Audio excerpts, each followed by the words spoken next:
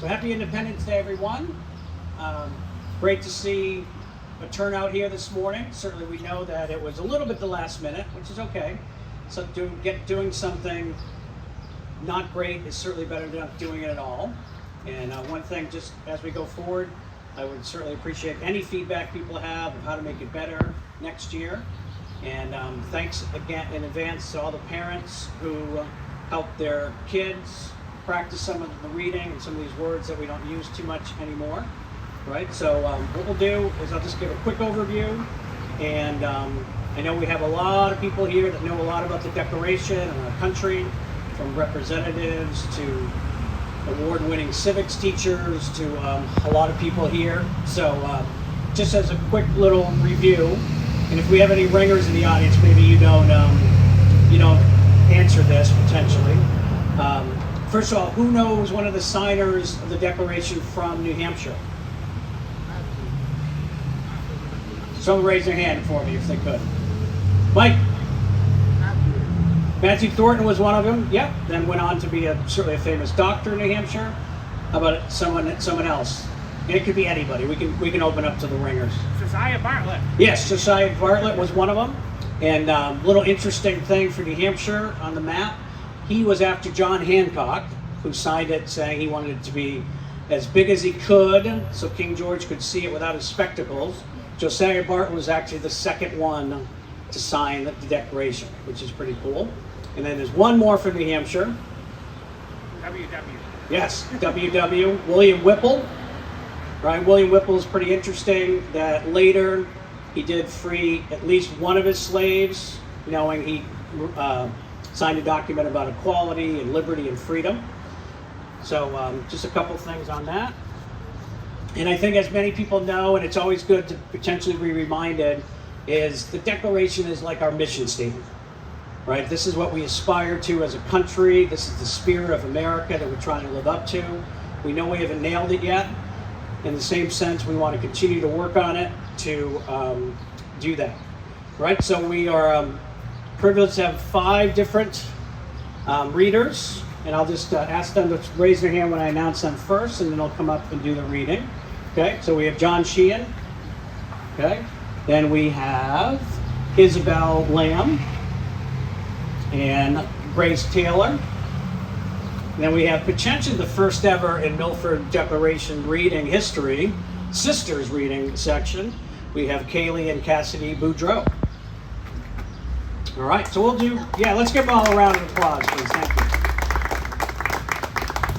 What we'll do is each person that has been assigned a section that they've been practicing, so they'll come up and read the whole thing, and then we'll be good.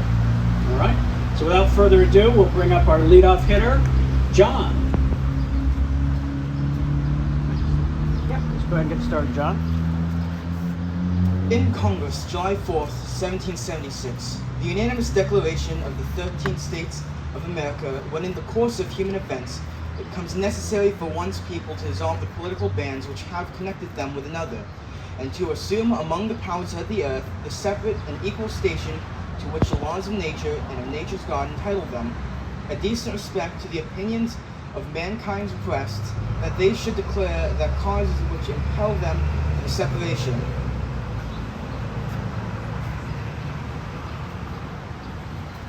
We hold these truths to be self-evident that all men are created equal, that they are endowed by their Creator with certain unalienable rights, that among these are life, liberty, and the pursuit of happiness, that to secure these rights, governments are instituted among men, deriving their just powers from the consent of the governed, that whenever any form of government becomes destructive of these ends, it is the right of the people to alter or abolish it, and to institute new government, laying its foundation on such principles and organizing its powers in such form as to them shall seem most likely to effect their safety and happiness. Prudence, indeed, will dictate that governments long established should not be changed for light and transient causes, and accordingly all experience has shown that mankind are more disposed to suffer while evils are sufferable than to right themselves by abolishing the forms to which they are accustomed. But when a long train of abuses and usurpations pursuing invariably the same object evinces a design to reduce them under absolute despotism, it is their right, it is their duty, to throw off such government and to provide new guards for their future security. Such has been the patient sufferance of these colonies, and such is now the necessity which constrains them to alter their former systems of government. The history of the present King of Great Britain is a history of repeated injuries and usurpations, all having in direct object the establishment of an absolute tyranny over these states. To prove this, let facts be submitted to a candid world. He has refused his assent to laws the most wholesome and necessary for the public good. He has forbidden his governors to pass laws of immediate and pressing importance unless suspended in their operation till his assent should be obtained, and when so suspended, he has utterly neglected to attempt it.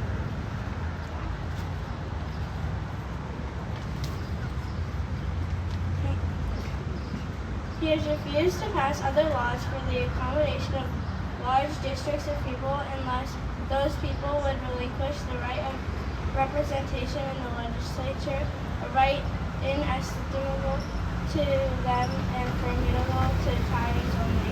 He has called together legislative bodies at places unusual, uncomfortable, and distant from the depository of their public records for the sole purpose of fatiguing them into compliance with his measures. He has dissolved representative houses repeatedly for opposing with manly firmness his invasions on the rights of the people.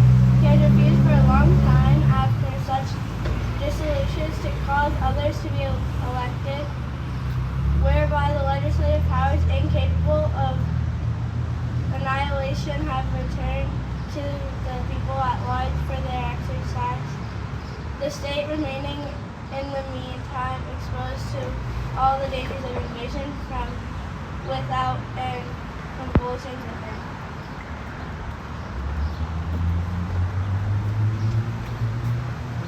He has endeavored to prevent the population of these states for that purpose, obstructing the laws of naturalization of foreigners, refusing to pass others to encourage their migration hither, and raising the conditions of new appropriations of land. He has obstructed the administration of jury by refusing his assent to law for establishing judiciary powers. He has made judges dependent on his will alone for the tenure of their offices and the amount and payment of their salaries. He has erected a multitude of new offices and sent hither swarms of officers to harass our people and eat out their substance. He has kept among us in times of peace standing army without the consent of our legislators. He has affected to render the military independent and superior to the civil power. He has combined with others to subject us to jurisdiction foreign to our Constitution and unacknowledged by our laws, giving his assent to their act of pretend legislation, for quartering large bodies of armed troops among us, for protecting them by a mock trial from punishment from any murders which they should commit on the inhabitants of these states, for cutting off our trade with all parts of the world, for imposing taxes without our consent, for depriving us in many cases of the benefits of trial by jury, for transporting us beyond seas to be tried for pretended offenses, for abolishing the free system of English law in a neighboring province, establishing therein an arbitrary government, and enlarging its boundaries so as to render it at once an example and fit instrument for introducing the same absolute rule into these colonies, for taking away our charters, abolishing our most valuable laws, and altering fundamentally the forms of our government, for suspending our legislators and declaring themselves invested with power to legislate for us in all cases whatsoever. He has abdicated government here by declaring us out of his protection and waging war against us. He has plundered our seas, ravaging our coasts, burnt our towns, and destroyed the lives of our people. He is, at this time, transporting large armies of foreign mercenaries to complete the works of death, desolation, and tyranny, already begun with circumstances of cruelty and perfidy scarcely paralleled in the most barbarous age, and totally unworthy the head of a civilized nation. He has constrained our fellow citizens, taken captive on the high seas, to bear arms against their country, to become the executioners of their friends and brethren, or to fall themselves by their hands. He has exceeded domestic insecurity among us, and he has endeavored to bring on the inhabitants of our frontiers, the merciless Indian savages, whose known rule of warfare is an undistinguished destruction of all ages, sexes, and conditions. In every stage of these oppressions, we have petitioned for redress in most humble terms. Our repeated petitions have been answered only by the repeated injury. A prince whose character is thus marked by every act which may define a tyrant is unfit to be the ruler of a free people. Nor have we been wanting in attendance to our British brethren. We have warned them from time to time of attempt by their legislature to extend an unwarrantable jurisdiction over us. We have reminded them of the circumstances of our emigration and settlement here. We have appealed to their native justice and magnanimity, and we have conjured them by the ties of our common kindness to disavow these usurpations, which would inevitably interrupt our connections and correspondence. They too have been deaf to the voice of justice and of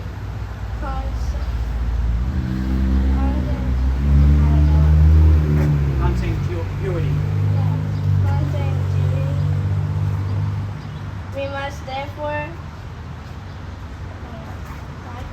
acquiesce in the necessity which denounces our separation and hold them as we hold the rest of mankind, enemies in war and peace. We therefore, the representatives of the United States of America in General Congress, assembled appealing to the Supreme Judge of the world for the rectitude of our intentions, do in the name and by authority of the good people of these colonies solemnly publish and declare that these united colonies are and right ought to be free and independent states. They are absolved from all allegiance to British Crown and all political connection between them and the state of Great Britain is ought to be totally dissolved. And that as free and independent states, they have full power to levy war, conclude peace, contract alliances, establish commerce, and to do all the other acts and things which independent states may of right do. And for the support of this declaration, with a firm reliance on the protection of divine providence, we mutually pledge to each other our lives, our fortunes, and our secret honor.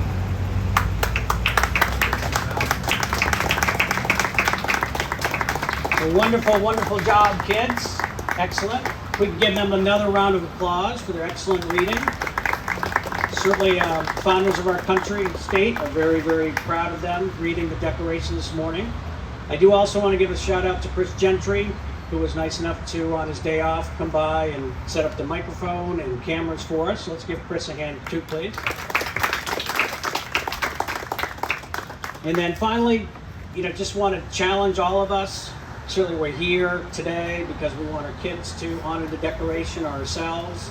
And I think it's important for us to think about reflecting a little bit on some of the words we heard today and challenging ourselves to continue to work to live up to those goals, whether or not it be equality or liberty or responsibility, all those different things. So thanks so much for coming out, and have a wonderful Independence Day and a wonderful week. And spread the word for next year. And if there's anyone here again who would like to potentially be on the list to read next year, great. And also anyone that has feedback and other ideas to improve it, definitely let me know today or any other day. Thanks a lot. Thanks for coming out. Good job, kids.